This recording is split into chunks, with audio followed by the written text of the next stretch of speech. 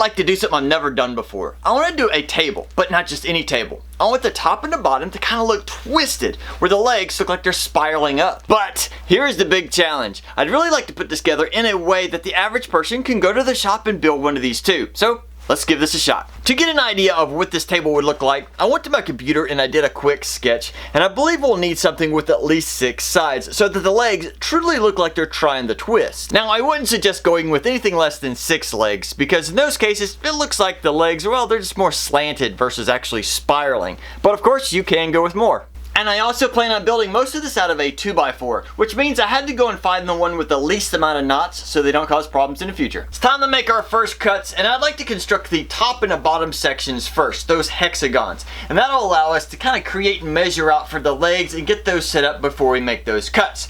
Now, I want the sides to be about 8 inches long, so I'm going to cut out 3 sections of our 2x4 at 8 inches. Then I'm going to run each of these pieces through the table saw, removing these round edges, and that way everything should line up easier. Now I'm going to rip these pieces down to 1.5 inch, and that way it should be similar to the thickness. Now it's time to cut 30-degree angles on each end of each board. Just make sure they are on the same side, facing basically the same direction. I have a tendency when I'm trying to cut things real fast, I'll get these mixed up and I'll make a cut and I got them on the wrong sides and I have to go back and cut a bunch more wood. So just please be careful on that. 2 more important things to mention on this. First off, when we're cutting those angles, try not to shorten the board at all. Try and hit it right on that edge. It might be a little difficult, but you can do it if you try really hard. Also, it'd probably be a good idea to use a stop block or something out here so you can make each one at that same cut and you don't have to worry about them being a little off on the ends. Then I'm going to take our board and flip it over, making sure the angle of the cut will still be the same. Gently push it against our stop block and then make that cut.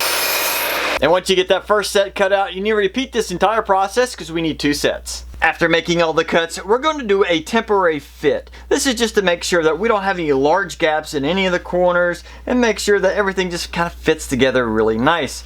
There's a good chance on the top of each of these pieces, these will be a little bit uneven, but that's okay. We're going to sand those down later. Since all the corners look good, we're now going to use some number 2 glue and put some on one end of each board. Put it in a strap clamp, tighten it down, and give it some time to dry. And of course, if you're getting any glue squeeze out, you should take a damp rag and try and wipe off as much as you can so it doesn't show. If by chance you don't have a strap clamp, that's okay. You could possibly take some large rubber bands and wrap around these, or you could take maybe a brad nailer and come in from each side, and it should lock it in place, or maybe even some pocket screws. That's up to you. It's now time to start on the legs. I'm gonna need 3 sections at 20 inches long, but I have a slight problem. Looking at this board, this is not 60 inches long. I definitely undercalculated how much wood I was going to need. But that's okay. I'm going to cut 2 sections out of this and have to go get one more 2x4 and cut a 20-inch section out of that. And just like we did on the top and bottom sections, I'm going to take these legs over to the table saw. I'm going to cut off these round edges and then rip these down to 1.5 inches. Now it's time to start twisting our legs.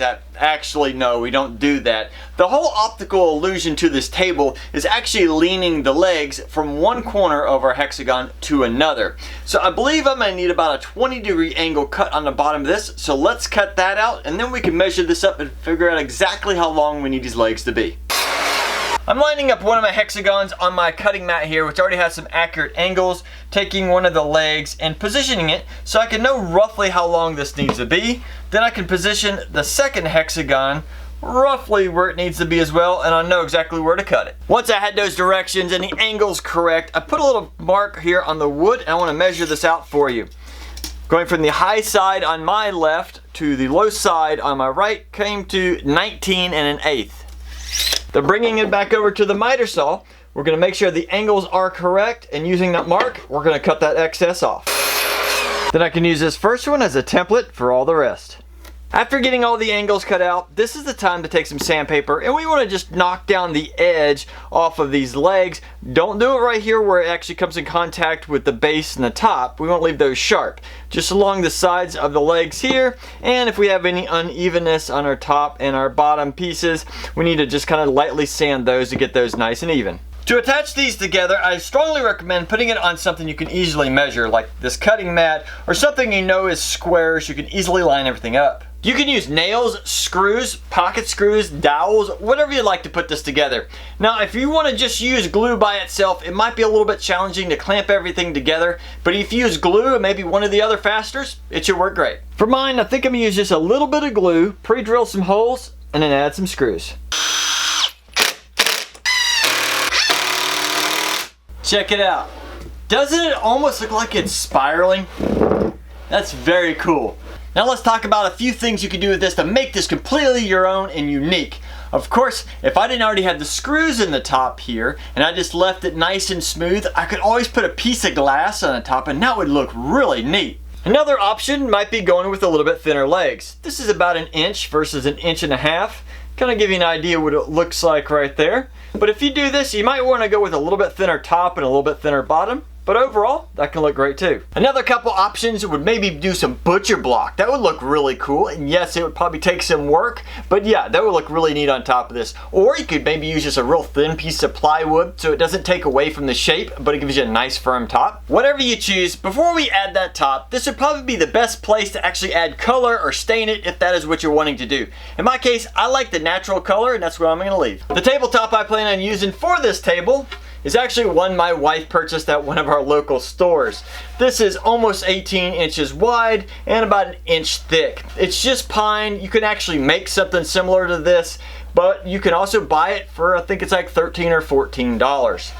Now, once that is in place, I think that'll look good. Considering this is going to be on the floor, you won't necessarily see all the hexagon shape underneath the table, but it would still allow you to see that spiral look. If by chance you're interested in making one of these tabletops, it's pretty simple. It's just pine wood and they're cut down to about 2-inch strips and then glued together. It looks like there's 9 or 10 strips in the total here and then just a circle cut out of it. If by chance you make one, you can make the dimensions whatever you'd like, so either way you can have a really cool tabletop. At this point, I'd love to hear from you on whether you like this table or you didn't, or maybe you have some different ideas on how to improve upon it or just completely change the design. Please list those in the comments. You'll help out a bunch of people. Otherwise, check out this next video.